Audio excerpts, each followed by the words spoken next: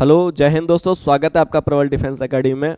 आप पीछे जैसे देख ही रहे हैं कि आज हम कंप्लीट डिफरेंस को जानने वाले हैं ऑफिसर ट्रेनिंग एकेडमी और इंडियन मिलिट्री एकेडमी के बारे में। कौन से कैडेट्स को आफ्टर रिकमेंडेशन के बाद में ट्रेनिंग के लिए किस में भेजा जाता है, यानी ओटीएम भेजा जाता है या फिर आईएमए के अंदर भेजा जाता है, और उनकी क्या टर्म्स कंडीशंस हैं। तो इसके लिए बात करने वाले हैं आईएमए वर्सेस ओटीए, इनमें क्या डिफरेंस है। ओटीए आपका चेन्नई के अंदर लोकेटेड है, आईएमए इंडियन मिलिट्री एकेडमी आपका देहरादून में लोकेटेड है। तो किन किन कैडेट्स को भेजा जाता है आईएमए और ओटीए के अंदर, तो आइए बात करते हैं। सबसे पहले ऑफिसर ट्रेनिंग एकेडमी के अंदर बात करें तो इसको स्टेबलाइज किया गया था 1963 में, और ये लोकेटेड है आपका चेन्नई तमिलनाडु के अंदर। अगर कमीशन की बात करें तो ओटीए जो है ये शॉर्ट सर्विसेज कमीशन के तौर पर ऑफिसर्स को ही रिकमेंड यानी ट्रेनिंग प्रोवाइड कराता है, जो कि आप जानते हैं एसएससी के थ्रू आपका जो मिनिमम जो ड्यूरेशन रहता है वो आपका 10 इयर्स प्लस एक्सटेंड करके आप 4 इयर्स 14 इयर्स का ये टोटल ड्यूरेशन रहता है। जबकि बात करें इंडियन मिलिट्री एकेडमी की तो इसका एस्टेब्लिशमेंट आप देख रहे हैं 1932 के अंदर हुआ, और इसकी लोकेशन देहरादून उत्तराखंड के अंदर है। ठीक है, अगर कमीशन की बात करें तो ये आईएमए जो है परमानेंट कमीशन के तौर पे जाने वाले ऑफिसर्स की ट्रेनिंग को देखरेख करता है, ट्रेनिंग करवाता है। ठीक है, तो ये बेसिक डिफरेंस हमने देखा ओटीए और आईएमए के अंदर, एक बेसिक सा कि ये रहता है हमारे पास में एसएससी शॉर्ट सर्विस कमीशन, और ये रहता है हमारे पास में परमानेंट कमीशन।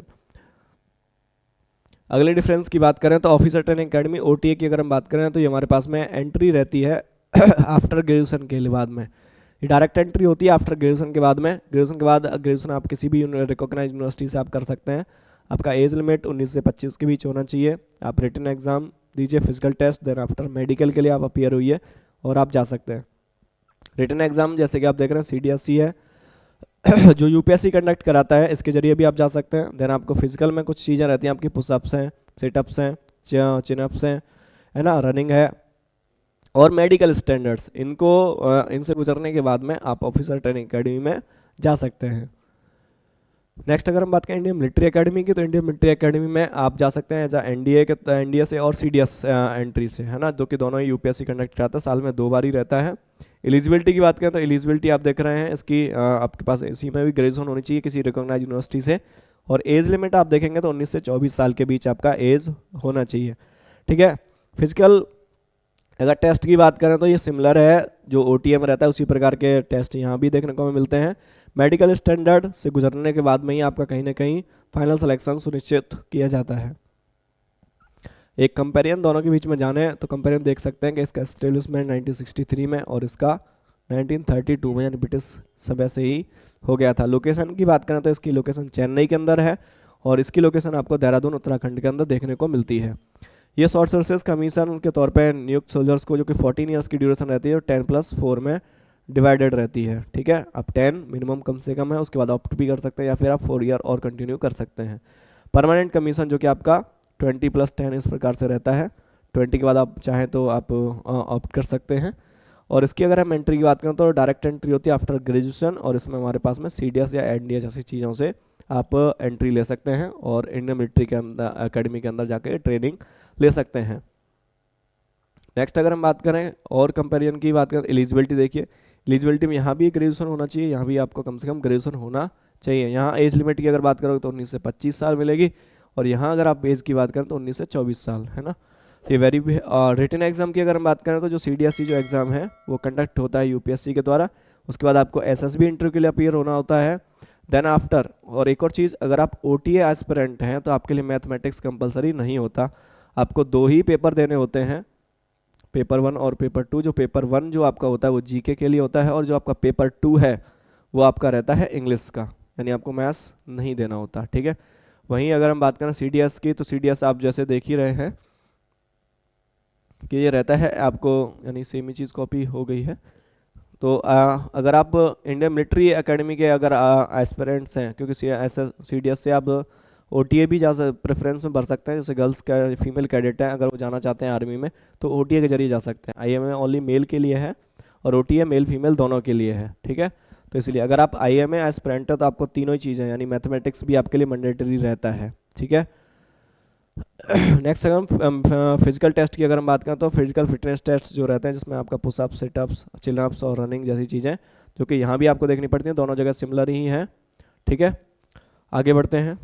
और कुछ कंपेरिजन के बीच में जानेंगे। तो अगला अगर हम मेडिकल स्टैंडर्ड्स की बात करें तो मेडिकल स्टैंडर्ड्स इनके जो कि इंडियन आर्मी ने सुसाइड कर रखे हैं, जो प्रिस्क्राइब्ड जो चीज़ें हैं उस प्रकार से इनका चेकअप दोनों में ही लगभग सिमिलर ही है, कुछ ज़्यादा अंतर नहीं है।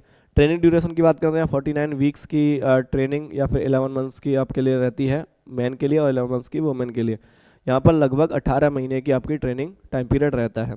ट्रेनिंग मेथड की अगर हम बात करें तो ये आपके पास में इंटेंसिव ट्रेनिंग है ना, और जो लीडरशिप क्वालिटी है, टैक्टिक्स है, आपका फिजिकल फिटनेस है, ये सारे चीज़ों को ध्यान में रखते हुए आपको ट्रेंड किया जाता है। ठीक है, सेम इसी प्रकार से यहाँ भी आपके लीडरशिप, टैक्टिक्स, स्ट्रेटजी, आपका फिजिकल एंड्योरेंस, ये सारी चीज़ें देखी जाती हैं। जेंडर वाइज बात करें तो ओटीए में आप मेल और फीमेल यानी मैन और वुमेन दोनों ही अपीयर कर सकते हैं, लेकिन आईएमए के अंदर सिर्फ और सिर्फ मैन कैंडिडेट्स को ही एंट्री है।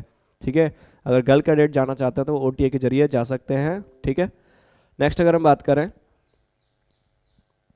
तो हमारे पास में रहता है मेजर डिफरेंसेस, देख लेते हैं ओटीए और आईएमए के बीच में क्या बेसिक से एक जो हम कहें तो एक कमीशन का भी फर्क पड़ता है। जैसे आप देख रहे हैं कि जो परमानेंट कमीशन और शॉर्ट सर्विसेज कमीशन, इनमें भी ओटीए में शॉर्ट सर्विसेज कमीशन और आईएमए में परमानेंट कमीशन रहता है। सर्विस पीरियड की बात करें, अगर शॉर्ट सर्विस कमीशन से ओटीए से गए तो सर्विस टाइम पीरियड आपका 10 से 14 साल हो सकता है, और आप ऐसा परमानेंट की तरह पे गए तो आपका 20 से 30 साल हो सकता है। ठीक है, जैसे लिखा भी होगा 10 साल के बाद आप चाहें तो ऑप्ट आउट कर सकते हैं, और चाहें तो फर्दर भी इसको आप 4 साल एक्सपेंड कर सकते हैं। परमानेंट में वहीं अगर आप देखें तो आपका 30 ईयर्स आपका मैक्सिमम हो सकता है, जिसमें आपका 20 मिनिमम होना चाहिए, प्लस आपका 10 ईयर्स, और आप चाहें तो उसे एक्सटेंड कर सकते हैं। ठीक है, चलिए और बात करते हैं आगे कुछ। अगर हम और डिफरेंसेस में बात करें तो ट्रेनिंग सेंटर्स की बात करें, अगर ट्रेनिंग सेंटर जैसे देखें ओटीए के, जो कि चेन्नई और गया के अंदर आपको मिलेंगे, चेन्नई और गया के अंदर। लेकिन अगर आप आईएमए की बात करोगे, इंडियन मिलिट्री एकेडमी की, तो उसका सिर्फ एक ही जगह है जो कि देहरादून के अंदर आपको देखने को मिलेगा। ठीक है, ट्रेनिंग पीरियड की बात करें, ट्रेनिंग पीरियड हम देख ही चुके हैं कि 49 वीक्स होता है एज अ मेल के लिए, और हमने देखा था ओटीए के अंदर, और 18 मंथ्स का लगभग 18 मंथ्स का देखने को मिलता है आईएमए के अंदर। आईएमए के अंदर हमारा रहता है लगभग 18 मंथ्स का, 18 महीने आपका ट्रेनिंग टाइम पीरियड रहता है आईएमए के अंदर। ठीक है, और कुछ डिफरेंसेस जानते हैं। जेंडर और अगर हम मैरिटल स्टेटस को देकर की बात करें तो देखिए आईएमए में जो ट्रेंड होते हैं वो सिर्फ मेल कैडेट्स को ही ट्रेंड किया जाता है, जबकि ओटीए के अंदर आप देखेंगे तो मेल और फीमेल दोनों तरह के कैडेट्स को ट्रेंड किया जाता है। ठीक है, एजुकेशन क्वालिफिकेशन और एज क्राइटेरिया की बात करें, मैरिटल जो स्टेटस है उसमें आपका देखिए आईएमए में देखिए मैरिड भी हो सकता है और अनमैरिड भी। ठीक है, ये बहुत ही महत्वपूर्ण बात है आपके लिए, ये चीज़ जान लीजिए कि आईएमए में आपका मैरिड या अनमैरिड दोनों प्रकार से ही आप चल जाएंगे। ठीक है, अगर आपकी शादी हो रखी है तो भी कोई ऐसा इशू नहीं है आईएमए की ओर से। एजुकेशन क्वालिफिकेशन और एज क्राइटेरिया में अगर हम बात करें तो एजुकेशन क्वालिफिकेशन आप देख रहे हैं ओटीए और आईएमए दोनों के लिए, एजुकेशन क्वालिफिकेशन और एज क्राइटेरिया। एजुकेशन क्वालिफिकेशन के लिए ओटीए और आपका आईएमए के लिए दोनों के लिए ग्रेजुएट होना आवश्यक है। एज क्राइटेरिया लगभग सबकी 19 से 25 है, 19 से 24-25, थोड़ी सी ही अंतर है, कोई बहुत ज़्यादा खासा अंतर इनमें दोनों में देखने को नहीं मिलता है। और कुछ डिफरेंस बात करें तो और डिफरेंस में हमारे पास में ओटीए वर्सेस आईएमए में कुछ इंपॉर्टेंट हाईलाइट्स जान लेते हैं।